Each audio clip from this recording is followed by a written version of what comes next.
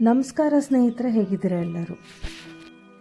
ಹೋದ ವಿಡಿಯೋದಲ್ಲಿ stage fear ಬಗ್ಗೆ ಮಾತಾಡಿದ್ದೆ. ಈ ವಿಡಿಯೋದಲ್ಲಿ ಇನ್ನೊಂದು ಇಂಪಾರ್ಟೆಂಟ್ ಕಮ್ಯುನಿಕೇಷನ್ ಟಾಪಿಕ್ ಏನಂದರೆ ಬಾಡಿ ಲ್ಯಾಂಗ್ವೇಜ್ ಬಗ್ಗೆ ಒಂದು ಸಣ್ಣ ಇಂಟ್ರೊಡಕ್ಷನ್ ಕೊಡೋಣ ಅಂತ. ಹಾಗಾದರೆ ಬಾಡಿ ಲ್ಯಾಂಗ್ವೇಜ್ ಅಂದರೆ ಏನು? ಬಾಡಿ ಲ್ಯಾಂಗ್ವೇಜ್ ಒಂದು ನಾನ್ ವರ್ಬಲ್ ಕಮ್ಯುನಿಕೇಷನ್, ಅಂದರೆ ನಾವು ಮಾತನಾಡ್ದೇ ಎದುರಿಗಿರೋರಿಗೆ ನಮ್ಮ ಮನಸ್ಸಲ್ಲಿ ಏನಿದೆ ಅನ್ನೋದನ್ನು ಕನ್ವೆ ಮಾಡ್ಬೋದು. ಫಾರ್ ಎಕ್ಸಾಂಪಲ್, ಯಾರಾದರೂ ನಿಮ್ದು ಊಟ ಆಯಿತಾ ಅಂತ ಕೇಳಿದರೆ ನಾವು ಮಾತಾಡದೆ ಅವರಿಗೆ ಹ್ಞೂ ಅನ್ನೋದು ಹೇಗೆ? ಸಾಮಾನ್ಯವಾಗಿ ನಾವು ತಲೆ ಅಲ್ಲಾಡಿಸ್ತೀವಿ, ಆಗಿಲ್ಲ ಅಂದರೆ ಅಡ್ಡ ತಲೆ ಅಲ್ಲಾಡಿಸ್ತೀವಿ. ಇದೊಂದು ರೀತಿ ಸಿಂಪಲ್ ಬಾಡಿ ಲ್ಯಾಂಗ್ವೇಜ್. ಹಾಗಾದರೆ ಒಂದು ಎಫೆಕ್ಟಿವ್ ಕಮ್ಯುನಿಕೇಷನ್, ಅಂದರೆ ಒಂದು ಚೆನ್ನಾಗಿ ಕಮ್ಯುನಿಕೇಟ್ ಮಾಡಬೇಕಾದರೂ ಬಾಡಿ ಲ್ಯಾಂಗ್ವೇಜ್ ಬಗ್ಗೆ ಏನಕ್ಕೆ ತಿಳ್ಕೋಬೇಕು? ನೀವು ಗಮನ ಕೊಟ್ಟಿದ್ರೆ ನಮ್ಮ ದೇಶದಲ್ಲಿ, ಅಂದರೆ ಈ ಪ್ರಪಂಚದಲ್ಲಿ ಬೇರೆ ಬೇರೆ ಭಾಷೆಗಳನ್ನ ಮಾತಾಡ್ತೀವಿ.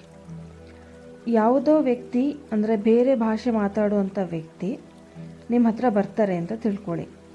ಅವ್ರು ಯಾವುದೋ ಅಡ್ರೆಸ್ಸೋ ಏನೋ ಕೇಳ್ತಾರೆ. ಅವ್ರ ಹತ್ರ ಯಾವುದೇ ಚೀಟಿ ಅಥವಾ ಅಡ್ರೆಸ್ ಬರೆದಿರೋದು ಇರೋದಿಲ್ಲ. ಅವರು ಯಾವ ರೀತಿ ನಿಮಗೆ ಕನ್ವೆ ಮಾಡ್ತಾರೆ? ಇಬ್ಬರಿಗೂ ಒಬ್ಬರು ಭಾಷೆ ಒಬ್ರಿಗೆ ಬರೋದಿಲ್ಲ. ಅವರು ತಮ್ಮ ಕೈ ಚಲನೆ ಮೂಲಕ ಮತ್ತು ತಾವು ಯಾವ ಡೈರೆಕ್ಷನಲ್ಲಿ ಹೋಗಬೇಕು ಅನ್ನೋದನ್ನು ಕೈ ಚಲನೆ ಮೂಲಕನೇ ನಿಮಗೆ ಕೇಳ್ತಾರೆ. ನೀವು ಆ ಭಾಷೆ ಗೊತ್ತಿಲ್ಲದಿದ್ದರೂ ಕೂಡ ಎಡಗಡೆಗೆ ಹೋಗಬೇಕು, ಬಲಗಡೆಗೆ ಹೋಗಬೇಕು ಅಥವಾ ಸ್ಟ್ರೈಟಾಗಿ ಹೋಗಬೇಕು ಅನ್ನೋದನ್ನು ಕೈ ಚಲನೆ ಮೂಲಕನೇ ಹೇಳ್ತೀರ.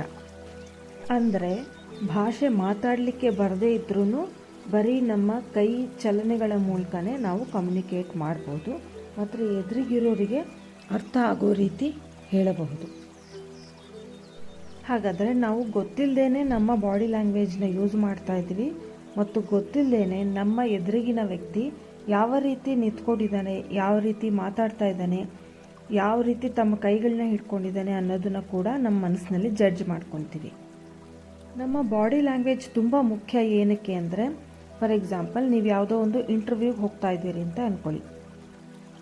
ನಿಮ್ಮ ಇಂಟರ್ವ್ಯೂ ತೊಗೊಳೋವಂಥ ವ್ಯಕ್ತಿ ನೀವು ಏನು ಮಾತಾಡ್ತೀರೋ ಅನ್ನೋದ್ರ ಮೇಲೆ ನಿಮ್ಮ ಆತ್ಮವಿಶ್ವಾಸವನ್ನು, ಅಂದರೆ ನಿಮ್ಮ ಕಾನ್ಫಿಡೆನ್ಸ್ನ ಅಳೆಯೋದಿಲ್ಲ. ನಿಮ್ಮ ಬಾಡಿ ಲ್ಯಾಂಗ್ವೇಜಿಂದ ನಿಮ್ಮ ಕಾನ್ಫಿಡೆನ್ಸ್ನ ಅಳಿತಾರೆ. ನಿಮಗೆ ಭಯ ಆಗಿದೆಯೋ ಇಲ್ವೋ ಅನ್ನೋದನ್ನು ನಿಮ್ಮ ಬಾಡಿ ಲ್ಯಾಂಗ್ವೇಜ್ ಮೂಲಕನೇ ನಿಮ್ಮ ಇಂಟರ್ವ್ಯೂಯರ್ ಅರ್ಥ ಮಾಡ್ಕೊಂಡ್ಬಿಟ್ಟಿರ್ತಾರೆ. ಈಗ ನಿಮ್ಮ ಎದುರಿಗಿರೋ ವ್ಯಕ್ತಿ ಆತ್ಮವಿಶ್ವಾಸದಿಂದ ಇದ್ದಾನೆ ಅನ್ನೋದು ನಿಮಗೆ ಹೇಗೆ ಕನ್ವೆ ಆಗುತ್ತೆ? ಆ ವ್ಯಕ್ತಿ ನೇರವಾಗಿ ನಿಮ್ಮ ಕಣ್ಣಲ್ಲಿ ಕಣ್ಣಿಟ್ಟು ನೋಡಿದಾಗ ಮತ್ತು ನೇರವಾಗಿ ನಿಂತ್ಕೊಂಡಾಗ ಅಥವಾ ಕೂತ್ಕೊಂಡಾಗ, ಆ ವ್ಯಕ್ತಿ ನಿಮ್ಮ ಕಡೆ ಫೇಸ್ ಮಾಡ್ಕೊಂಡು ಕೂತ್ಕೊಂಡಾಗ ನಿಮಗೆ ಆ ವ್ಯಕ್ತಿಯ ಕಾನ್ಫಿಡೆನ್ಸ್ ಲೆವೆಲ್ ಬಗ್ಗೆ ಗೊತ್ತಾಗುತ್ತೆ.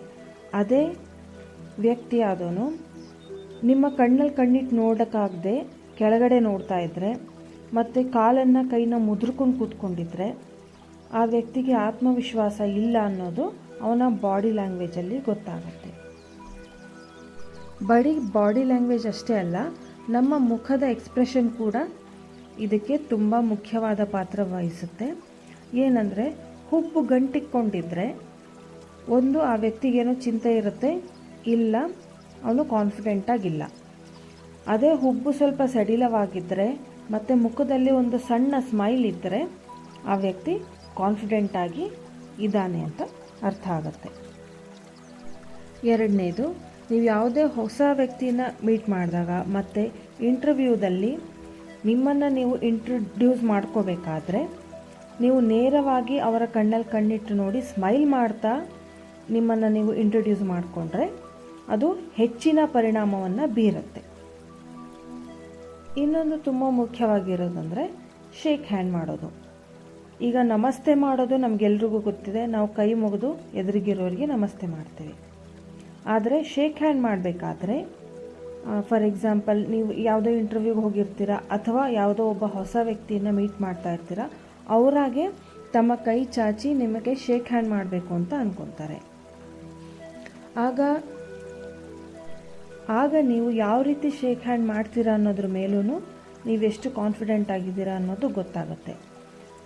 ನೀವು ಕೈನ ತುಂಬ ಬಿಗಿಯಾಗಿ ಹಿಡಿದಿದ್ರೆ ನೀವು ತುಂಬ ಆ್ಯಂಕ್ಷಿಯಸ್ ಆಗಿದ್ದೀರಾ ಅಂತ ಗೊತ್ತಾಗುತ್ತೆ. ಅಥವಾ ಕೈನ ಸ್ವಲ್ಪನೂ ಬಿಗಿ ಹಿಡಿದಿಲ್ಲ, ತುಂಬ ಲೂಸಾಗಿ ಬಿಟ್ಟಿದ್ದೀರಾ ಅಂದರೆ ನೀವು ಹೆದರ್ಕೊಂಡಿದ್ದೀರಾ ಅಂತ ಅರ್ಥ ಆಗುತ್ತೆ. ಅದೇ ಕೈಯನ್ನು ಒಂದು ಸ್ವಲ್ಪ ಮೃದುವಾಗಿ ಹಿಡ್ಕೊಂಡು 1 ಸೆಕೆಂಡ್ ಶೇಕ್ ಹ್ಯಾಂಡ್ ಮಾಡಿದರೆ ಪರವಾಗಿಲ್ಲ, ಸ್ವಲ್ಪ ಕಾನ್ಫಿಡೆನ್ಸ್ ಇದೆ ವ್ಯಕ್ತಿಗೆ ಅಂತ ಅರ್ಥ ಆಗುತ್ತೆ. ಈ ಸಂದರ್ಭದಲ್ಲೂ ಅಷ್ಟೇ, ನೀವು ಶೇಕ್ ಹ್ಯಾಂಡ್ ಮಾಡಬೇಕಾದ್ರೂ ನಿಮ್ಮ ದೇಹ ಪೂರ್ತಿಯಾಗಿ ನೀವು ಯಾರ ಜೊತೆ ಶೇಕ್ ಹ್ಯಾಂಡ್ ಮಾಡ್ತಿದ್ದೀರಾ ಅವ್ರ ಕಡೆ ತಿರುಗಿರಬೇಕು ಮತ್ತು ಮುಖದಲ್ಲಿ ಒಂದು ಸಣ್ಣ ಸ್ಮೈಲ್ ಇರಬೇಕು. ನೀವು ಇಂಟ್ರೊಡ್ಯೂಸ್ ಮಾಡ್ಕೋಬೇಕಾದ್ರೆ ನಿಧಾನವಾಗಿ ಮೃದುವಾದ ಸ್ವರದಲ್ಲಿ ಇಂಟ್ರೊಡ್ಯೂಸ್ ಮಾಡ್ಕೋಬಹುದು. ಈಗ ನಿಮ್ಮ ಕಮ್ಯುನಿಕೇಷನ್ ಮೇಲೆ ನಕಾರಾತ್ಮಕವಾದ ಪರಿಣಾಮ ಬೀರುವಂಥ, ಅಂದರೆ ನೆಗೆಟಿವ್ ಪರಿಣಾಮ ಬೀರುವಂಥ ಕೆಲವೊಂದು ಬಾಡಿ ಲ್ಯಾಂಗ್ವೇಜಸ್ ಬಗ್ಗೆ ನೋಡೋಣ. ಏನಂದರೆ, ನೀವು ನಿಮ್ಮ ಎದುರುಗಡೆ ಕೂತಿರೋ ವ್ಯಕ್ತಿಗೆ ಮುಖವನ್ನು ಅಥವಾ ಕಣ್ಣನ್ನು ನೋಡದೇ ಇರೋದು, ಅಂದರೆ ಬೇರೆ ಎಲ್ಲೋ ನೋಡೋದು, ಮೇಲ್ಗಡೆ ನೋಡೋದು ಅಥವಾ ಕೆಳಗಡೆ ನೋಡೋದು ಮಾಡಿದರೆ ಈ ವ್ಯಕ್ತಿ ನಮ್ಮ ಕಡೆ ಗಮನ ಕೊಡ್ತಾ ಇಲ್ಲ ಅಂತ ಅಂದ್ಕೊಳ್ತಾರೆ. ಬೆರಳನ್ನು ಆಡಿಸ್ತಾ ಇರೋದು ಅಥವಾ ಕೈಯಲ್ಲಿ ಪೆನ್ ಹಿಡ್ಕೊಂಡು ಅಥವಾ ಯಾವುದೋ ವಸ್ತು ಇಟ್ಕೊಂಡು ಅದನ್ನು ಆಡಿಸ್ತಾ ಇರೋದು ಅಥವಾ ಕುಟ್ತಾ ಇರೋದು ಮಾಡಬಾರ್ದು. ಮತ್ತು ಕೆನ್ನೆ ಮೇಲೆ ಕೈ ಇಟ್ಕೊಂಡು ನೋಡ್ತಾ ಇರೋದು, ಅದರಿಂದ ಈ ವ್ಯಕ್ತಿಗೆ ಆಸಕ್ತಿ ಇಲ್ಲ ಅನ್ನೋದು ಗೊತ್ತಾಗುತ್ತೆ. ಮತ್ತು ಕಾಲನ್ನ ಯಾವಾಗಲೂ ನೆಲಕ್ಕೆ ಕುಟ್ತಾ ಇರೋದು, ಮುಷ್ಟಿನ ತುಂಬ ಬಿಗಿಯಾಗಿ ಇಟ್ಕೊಂಡಿರೋದು, ಸುಕ್ಕುಗಟ್ಟಿದ ಹುಬ್ಬು ಮತ್ತು ಹಣೆ ಇಟ್ಕೊಂಡಿರೋದು, ಅಂದರೆ ಹಣೆ ತುಂಬ ಮುಖ ಗಂಟು ಹಾಕ್ಕೊಂಡಿರೋದು, ಮತ್ತು ದೇಹನ ತುಂಬ ಓಪನ್ನಾಗಿಡದೆ, ಅಂದರೆ ಶೋಲ್ಡರ್ನ ನೇರವಾಗಿಡದೆ ಒಂಥರ ಬಗ್ಗಿದ ಗೂನ್ ಬೆನ್ ಥರ ಮಾಡ್ಕೊಂಡಿದ್ರೆ ಅದು ಕೂಡ ನಿಮ್ಮ ಕಮ್ಯುನಿಕೇಷನ್ ಸ್ಕಿಲ್ಲಲ್ಲಿ, ಅಂದರೆ ನೆಗೆಟಿವ್ ಆಗಿ ಅದು ಪರಿಣಾಮ ಬೀರುತ್ತೆ ಎದುರುಗಡೆಯವರಿಗೆ.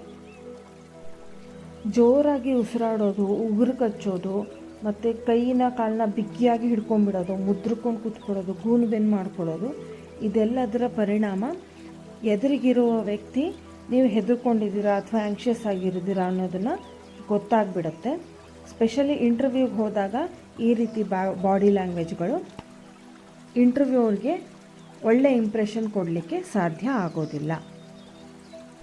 ಹಾಗಾದರೆ ಏನು ಮಾಡಬೇಕು ಅಂದರೆ, ನಮ್ಮ ಬಾಡಿ ಪೋಶ್ಚರ್ ಸರಿಯಾಗಿರಬೇಕು. ಅಂದರೆ ಕೂತ್ಕೊಂಡಾಗ ಅಥವಾ ನಿಂತ್ಕೊಂಡಾಗ ನಮ್ಮ ಬೆನ್ನು ಭುಜ ನೇರವಾಗಿರಬೇಕು. ಎದುರುಗಡೆ ಯಾರಾದರೂ ಮಾತಾಡ್ತಾ ಇದ್ದರೆ ನೇರವಾಗಿ ಅವ್ರ ಮುಖ ನೋಡಿ ಮಾತನ್ನು ಕೇಳಿಸ್ಕೋಬೇಕು.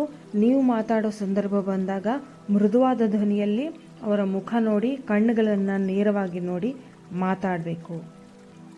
ನಿಮ್ಮ ಹುಬ್ಬುಗಳು ಗಂಟಿಟ್ಕೋಬಾರ್ದು, ಸಡಿಲವಾಗಿರಬೇಕು, ಸ್ಮೈಲಿಂಗ್ ಫೇಸ್ ಇರಬೇಕು ಮತ್ತು ಮಾತಾಡಬೇಕಾದ್ರೆ ಒಂದು ರೀತಿಯ ಸಣ್ಣ ಸ್ಮೈಲ್ ಇಟ್ಕೊಂಡೇ ಮಾತಾಡಬೇಕು. ಮತ್ತು ನಮ್ಮ ಕೈಗಳ ಚಲನೆ, ಯಾರ ಜೊತೆಗಾರೋ ಮಾತಾಡಬೇಕಾದ್ರೆ ಒಂದು ಪೆನ್ನೋ ಪೆನ್ಸಿಲು ಇಟ್ಕೊಂಡು ಅದನ್ನು ತಿರುಗಿಸ್ತಾ ಇರೋದು, ಕುಟ್ತಾ ಇರೋದು ಅಥವಾ ಅದನ್ನ ಅಲ್ಲಾಡಿಸ್ತಾ ಇರೋದು ಮಾಡಿದರೆ ಅದು ಒಳ್ಳೆ ಬಾಡಿ ಲ್ಯಾಂಗ್ವೇಜಿನ ಸೈನ್ ಅಲ್ಲ. ನಮ್ಮ ಕೈನ ಯಾವ ರೀತಿ ಉಪಯೋಗಿಸ್ಬೇಕು, ಯಾವ ರೀತಿ ಚಲನೆ ಇರಬೇಕು ಅನ್ನೋದು ಕೂಡ ನಮ್ಮ ಗಮನದಲ್ಲಿ ಇರಬೇಕು. ಮತ್ತು ಇವಾಗ ಬಾಡಿ ಲ್ಯಾಂಗ್ವೇಜ್ ಬಗ್ಗೆ ಬೇಕಾದಷ್ಟು ವಿಡಿಯೋಸ್ ಸಿಗುತ್ತೆ, ಯೂಟ್ಯೂಬಲ್ಲಿ ಕೂಡ ಸಿಗುತ್ತೆ, ಬೇಕಾದಷ್ಟು ಬುಕ್ಸ್ ಇರುತ್ತೆ. ಅದನ್ನು ಸ್ಟಡಿ ಮಾಡಿಬಿಟ್ಟು ನಮ್ಮ ಬಾಡಿ ಲ್ಯಾಂಗ್ವೇಜ್ ಹೇಗೆ ಇಟ್ಕೋಬೇಕು ಅನ್ನೋದನ್ನು ನಾವೇ ರೂಪಿಸ್ಕೋಬೇಕು. ಸೊ ಇದಿಷ್ಟು ಬಾಡಿ ಲ್ಯಾಂಗ್ವೇಜ್ ನಮಗೆ ಏನಕ್ಕೋಸ್ಕರ ಇಂಪಾರ್ಟೆಂಟು ಮತ್ತು ಬೇಸಿಕ್ ಬಾಡಿ ಲ್ಯಾಂಗ್ವೇಜ್ ಹೇಗಿರಬೇಕು ಅನ್ನೋದು ಗೊತ್ತಾಯಿತು. ಇಷ್ಟೊತ್ತು ನನ್ನ ಮಾತನ್ನ ಪೇಷನ್ಸಿಂದ ಕೇಳಿಸ್ಕೊಂಡಿದ್ದಕ್ಕೆ ಥ್ಯಾಂಕ್ ಯು ಸೋ ಮಚ್. ಈ ವಿಡಿಯೋ ನಿಮಗೆ ಇಷ್ಟ ಆದಲ್ಲಿ ಈ ವಿಡಿಯೋನ ಲೈಕ್ ಮಾಡಿ, ಶೇರ್ ಮಾಡಿ, ಸಬ್ಸ್ಕ್ರೈಬ್ ಮಾಡಿ, ಬೆಲ್ ಐಕಾನ್ ಕ್ಲಿಕ್ ಮಾಡೋದಕ್ಕೆ ಮರಿಬೇಡಿ. ಮುಂದೆ ಯಾವುದಾದ್ರೂ ಟಾಪಿಕ್ ಬಗ್ಗೆ ಈ ಚಾನಲಲ್ಲಿ ಮಾತಾಡಬೇಕು ಅಂದರೆ ಆ ವಿಷಯನ ಕಮೆಂಟ್ಸ್ ಬಾಕ್ಸ್ನಲ್ಲಿ ತಿಳಿಸಿ. Thank you so much for watching.